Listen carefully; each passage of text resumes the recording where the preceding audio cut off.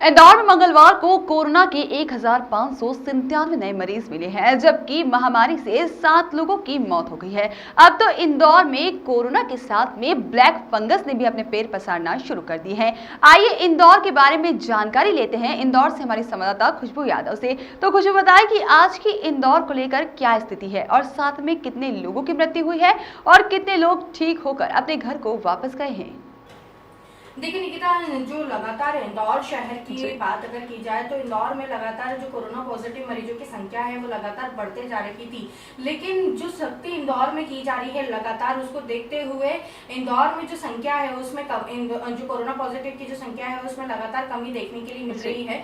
कल की अगर बात की जाए तो 1597 नए कोरोना पॉजिटिव मरीज सामने आए थे। वहीं इंदौर में 7 कोरोना मरीजों की मृत्यु दर्ज की गई है। उसके बाद में जो मृत्यु का आंकड़ा है वो 1227 पहुंच गया है। वहीं डिस्चार्ज की अगर लोगों के ठीक होने की बात की जाए तो लोगों की जो रिकवरी है वो भी तेजी से हो रही है। साथ ही 936 लोग कल डिस्चार्ज होके अपने घर लौटे हैं। वहीं अगर अभी आज वर्तमान स्थिति में अगर बात की जाए जो कोरोना पॉजिटिव मरीजों का जो उपचार चल रहा है वह 17,514 लोगों का अभी तक उपचार इंदौर शहर में लगातार जारी है और लगातार जो रिकवरी रेट है वो भी बढ़ते जा रहा है और जो पॉजिटिव संख्या है उसमें भी कमी देखने के लिए लगातार मिल रही है। निकिता जी बिल्कुल खुशबू, आपने बिल्कुल ठीक कहा कि पॉजिटिव जो रेट है उसमें भी कमी बढ़ती जा रही है।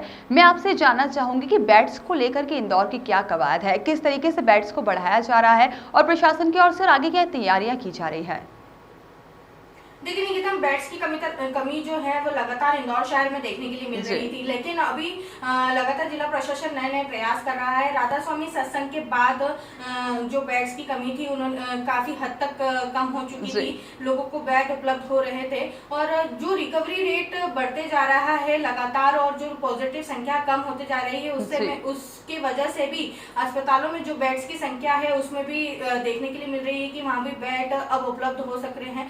लेकिन बात की जाए जैसे कि अभी सेवा कुंज हॉस्पिटल है, वहां पर भी 300 बेड्स की जो व्यवस्था है वो की गई है। जो संस्थाएं हैं वो लगातार सामने आ रही है, जैसे कि 108 माधव सृष्टि कोविड वेलनेस सेंटर की शुरुआत की गई है, कल वहां पर भी 108 बेड है।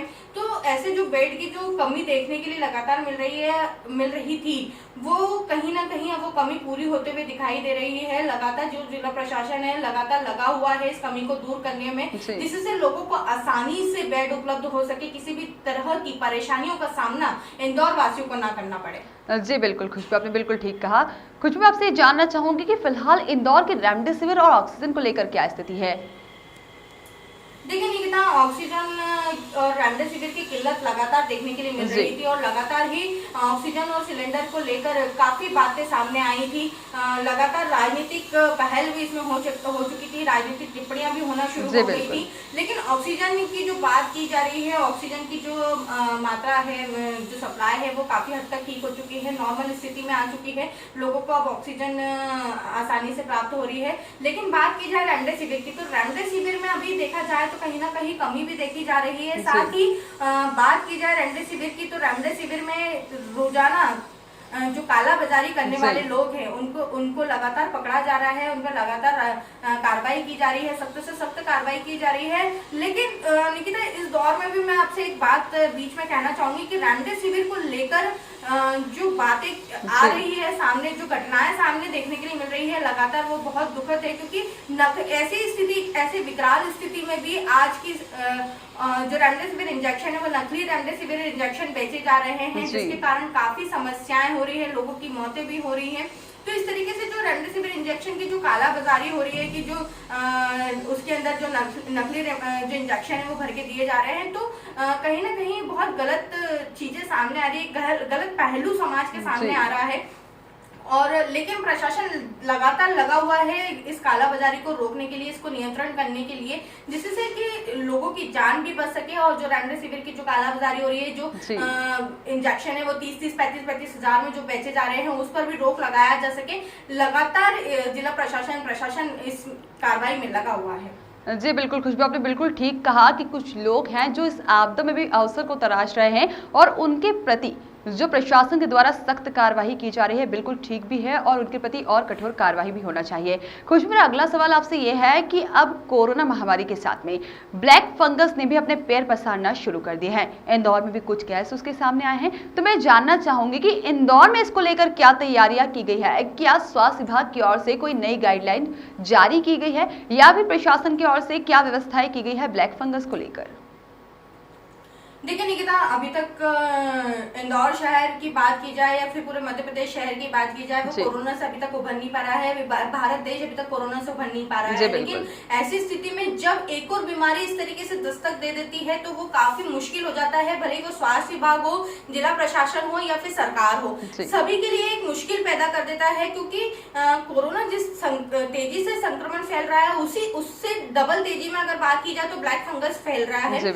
मतलब ब्लैक फंगस की अगर बात की जाए तो वो इतनी तेजी से अपनी रफ्तार करता है कि मुंह से, नाक से जाता है, फिर आंखों और से दिमाग, मस्तिष्क तक चले जाता है। और मस्तिष्क तक चले जाने के बाद में लोगों की मृत्यु भी हो रही है। तो इसे रोक पाना बहुत मुश्किल होते जा रहा है। क्योंकि जब कोरोना ट्रीटमेंट किया जाता है तो स्टेरॉइड का उपयोग किया जाता है, उसके साइड इफेक्ट भी देखने के लिए मिल रहे हैं। डॉक्टरों का जो कहना है, चिकित्सकों का जो कहना है कि स्टेरॉइड की जो उपयोग किया जाता है कोरोना इलाज के दौरान, उसके बाद के जो ये साइड इफेक्ट है वो देखने के लिए मिल रहे हैं। तो कहीं ना कहीं एक बीमारी से अगर अभी तक जो जनता है, सरकार है, वो उभर नहीं पाई है। जिला प्रशासन, स्वास्थ्य विभाग अभी तक कोरोना से जंग जीतने की तैयारी कर रहे हैं कि कैसे इस कोरोना को हराया जा सके, स्थिति जो है वो सामान्य की जा सके। लेकिन अब इस बीच में एक बहुत बड़ी, अगर देखा जाए तो एक टास्क सामने आया है, बहुत बड़ी परेशानी सामने आई है ब्लैक फंगस की, जिसके कारण अगर 15 दिनों की बात की जाए निकिता, तो लगभग 30 से ऊपर के केस इंदौर शहर में आ चुके हैं, जिसके कारण जो ब्लैक फंगस के हैं, तो इसमें कई लोगों की आंखें भी जा रही हैं, आंखों का भी ऑपरेशन किया जा रहा है। मस्तिष्क तक अगर ये पहुंच जाता है तो मस्तिष्क तक ये जानलेवा हो सकता है।